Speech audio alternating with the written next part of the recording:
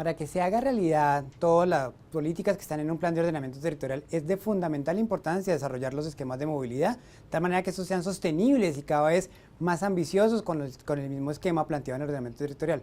Por ello, dentro de los kits de ordenamiento está el kit de innovación y movilidad en transporte. Para ello, nuestro experto de la Universidad de Nueva York, Ricardo Montezuma, nos va a contar un poco de qué se trata esto. Hola. Soy Ricardo Montezuma, consultor de la Universidad de Nueva York para el programa POTS Modernos del Departamento Nacional de Planeación. En esta sesión vamos a tratar la innovación relacionada con transporte y movilidad desde la idea de trazar e integrar una red jerarquizada de largo plazo. En la guía encontrarán ustedes la manera como contextualizamos este tema, los elementos del diagnóstico, los elementos de formulación, gestión y sobre todo lo que nos permiten integrar esta innovación dentro del ordenamiento territorial. En este video vamos a centrarnos sobre los elementos relevantes, esenciales de movilidad y transporte desde la idea que hemos planteado en el resumen ejecutivo, en los distintos documentos, de tratar, además de todo lo que es indispensable, ir a lo esencial. Entonces, ¿qué es esencial? Para nosotros, en este tema, hemos marcado 5 puntos esenciales. El primero, el más importante, es articular la movilidad realmente en el ordenamiento territorial. El segundo tiene que ver con la posibilidad de ampliar el abordaje de delimitación de áreas de grandes superficies de suelo a priorizar corredores estructurantes. Dicho en términos cartográficos, pasar únicamente de polígonos a vectores. Esto va a ser esencial en el sentido de crearle un esqueleto al ordenamiento territorial. El tercer elemento es crear una red de movilidad como elemento estructurante de largo plazo, como elemento estructurador de largo plazo a 30 años. El cuarto elemento es ordenar la movilidad en sus distintas escalas temporales, funcionales dentro del territorio, en sus distintas dimensiones que tiene en la manera como debe funcionar y cómo debe estar trazada. Y finalmente, el quinto elemento es concretar y evidenciar esta articulación de movilidad y ordenamiento territorial en hechos tangibles. Lo ideal sería en el territorio, en mapas e en indicadores. ¿Qué es una red estructural? Para nosotros, esta red estructural tiene 3 elementos esenciales. El primero, los elementos multimodales. Una red va más allá del transporte terrestre. Debe tener en cuenta el transporte aéreo, el transporte marítimo, desde la lógica de las necesidades, obviamente, del actor público y de los actores privados. Una red con visión de largo plazo tiene que ser multipropósito. Tiene que tener en cuenta que además de las necesidades de transportarnos como personas, hay la necesidad imperante de transportar mercancías. La logística es un tema dentro del transporte que cada vez toma importancia en nuestras ciudades y que en muchos casos lo hemos dejado de lado. Finalmente, el tercer elemento es la multifuncionalidad de la red. Necesitamos una red que sea priorizada para transporte público, para espacio público, para transporte alternativo, para sus elementos naturales y que nos permita la conectividad nacional, regional, urbana y local. Incluso en algunos municipios colombianos, en un par de municipios colombianos, necesitamos tener muy tangible la conexión internacional. Dentro de la contextualización del tema de movilidad y transporte, hacemos énfasis en la evolución del concepto y de la manera como el ordenamiento territorial en Colombia ha abordado esta temática en 20 años. La primera aproximación fue una aproximación de finales de los años 90 desde la lógica de la conexión. Y se habla de la conexión, de la comunicación y se esboza los elementos de infraestructura. A partir de mediados de la primera década de este siglo, la nueva ley que involucra los planes maestros de movilidad como elemento obligatorio de los planes de ordenamiento territorial, va a cambiar, va a ampliar, va a definir y va a sentar las bases de lo que ahora estamos impulsando, que es ir más allá del plan maestro de transporte para entrar en el ordenamiento territorial, articular el concepto de movilidad. Este va a ser uno de los elementos que más nos puede orientar en la estructuración física del territorio y sobre todo funcional del mismo. Tenemos entonces la posibilidad real, en este caso, de marcar el territorio, de marcar la movilidad desde la forma como definimos el ordenamiento de la ciudad. En este sentido, tenemos, por un lado, la Ley 388, como les decía, con la que comenzamos, la Ley de Transporte, la 1083, y finalmente la posibilidad con estos POTS de segunda generación o POTS modernos de articular la movilidad realmente. Partimos entonces de un enfoque sistémico de movilidad, de un enfoque amplio, de una visión de un elemento que permitirá realmente conectar y sobre todo hacer accesible el territorio a todo el espacio de expansión urbana.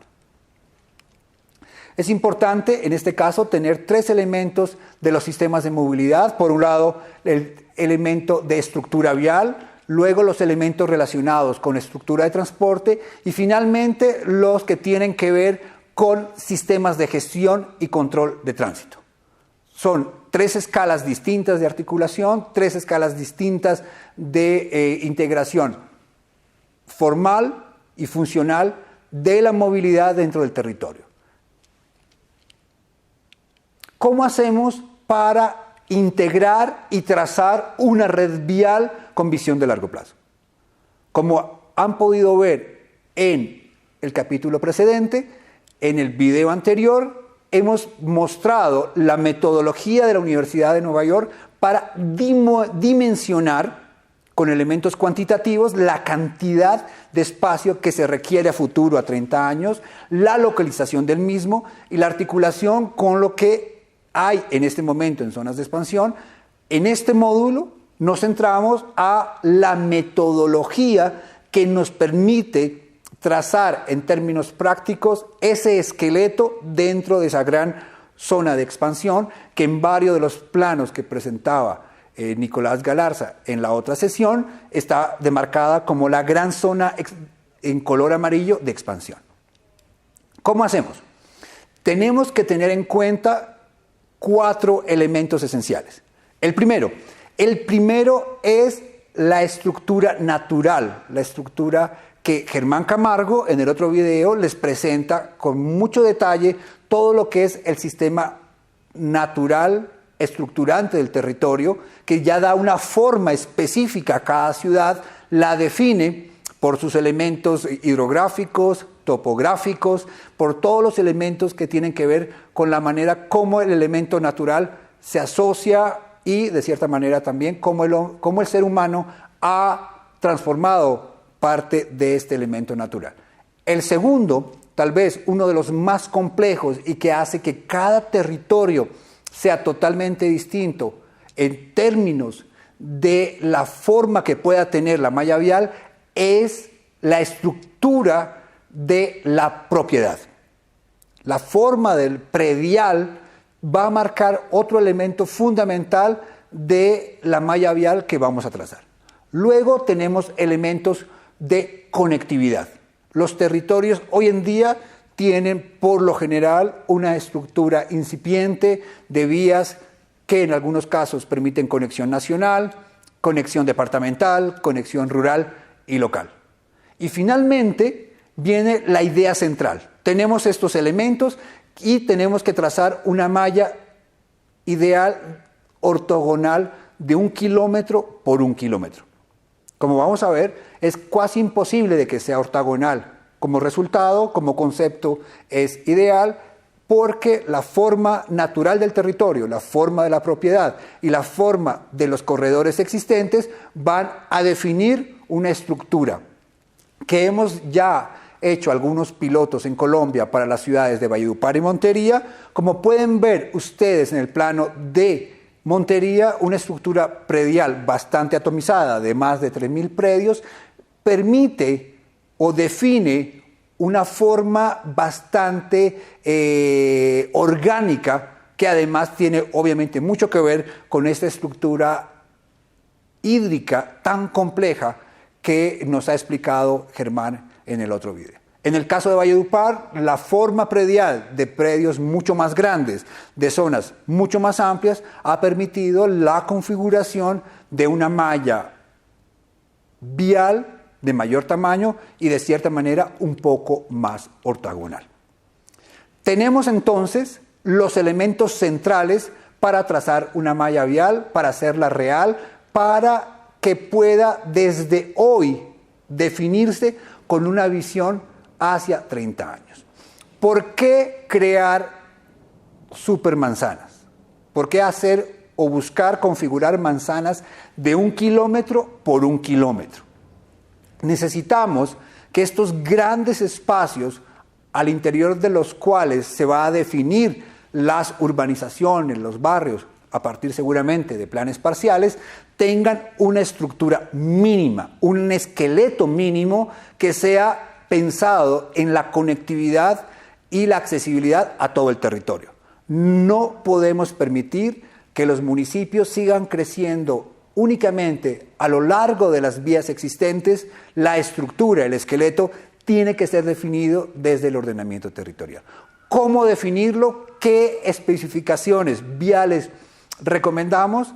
En los municipios de más de 100.000 habitantes, donde hemos planteado ejercicios ya reales en Valledupar y Montería, lo ideal sería tener corredores estructurantes de alrededor de 30 metros, como lo muestra este gráfico, en el cual el primer elemento que define la forma del mismo es el elemento natural de espacio público, de transporte activo o alternativo, y finalmente el transporte individual y privado. Corredores de 30 metros estructurantes que le permitirían a los ciudadanos estar a una distancia bastante cómoda de un desplazamiento inicial de aproximadamente 500 metros.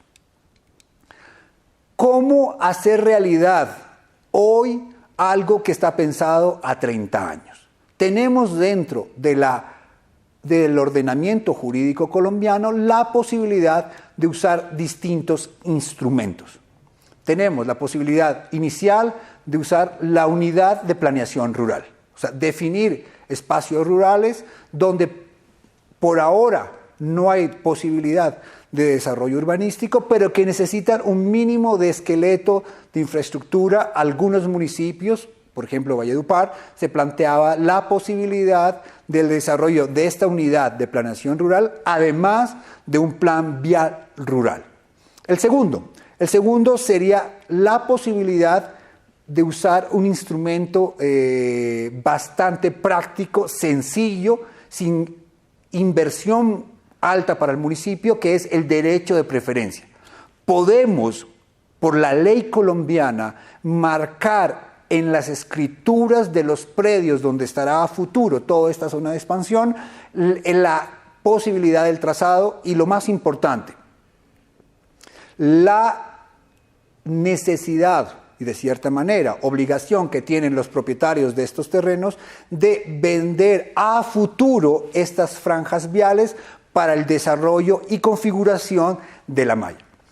Tenemos otros instrumentos. En Valledupar, por ejemplo, ha habido incluso una donación de franja por intereses privados. Se puede usar una condonación tributaria, incluso en algunas situaciones, obviamente habría que llegar a expropiación si fuese necesario, y de todos modos está la posibilidad de usar los sistemas de cargas y beneficios que tenemos previsto en el ordenamiento jurídico territorial colombiano para asegurar estas franjas en el momento de definición de planes parciales. Hay un tema fundamental de pensar esta malla, de hacer esta malla hoy, y es que la conectividad macro de la ciudad no puede quedar únicamente en la definición futura de planes parciales. Esto le está pasando a muchos municipios colombianos y no necesariamente los intereses del plan parcial son los intereses de la conectividad de todo el territorio. Para terminar, hagamos énfasis en 5 elementos. El primero, es posible, es tangible hacer ordenamiento territorial articulado a la movilidad. Tenemos los instrumentos jurídicos, que es la base más importante. Podemos llevar esto a un instrumento administrativo, a un acto administrativo. Tenemos la metodología que nos ha aportado la Universidad de Nueva York, que es una metodología probada y que además, probada en Colombia, y que además nos da elementos científicos a partir de una revisión general de ciudades en el mundo y la aplicación en Colombia. Entonces, es conveniente y factible hacer una malla vial a 30 años. Lo segundo, es útil estructurar el esqueleto del territorio. Es útil, yo diría no solamente útil, es urgente delimitar la malla vial que permita la accesibilidad y la conectividad a todo el territorio. Tercero, hay enormes beneficios en términos urbanísticos de definir supermanzanas. Manzanas de 1 kilómetro por 1 kilómetro, con corredores estructurantes, donde ha sido prioritaria la movilidad sustentable. Y finalmente, nuestra última recomendación, de cierta manera la más pragmática, sería: necesitamos que sea evidente, tangible, la articulación del ordenamiento territorial y de la movilidad. ¿Cómo? Buscando generar marcas desde ahora, o sea, señales en el territorio. En Valledupar hemos trazado vías y hemos demarcado anchos con arborización, tener mapas reales con indicadores tangibles, no solamente indicadores finales de logro, sino indicadores de desempeño.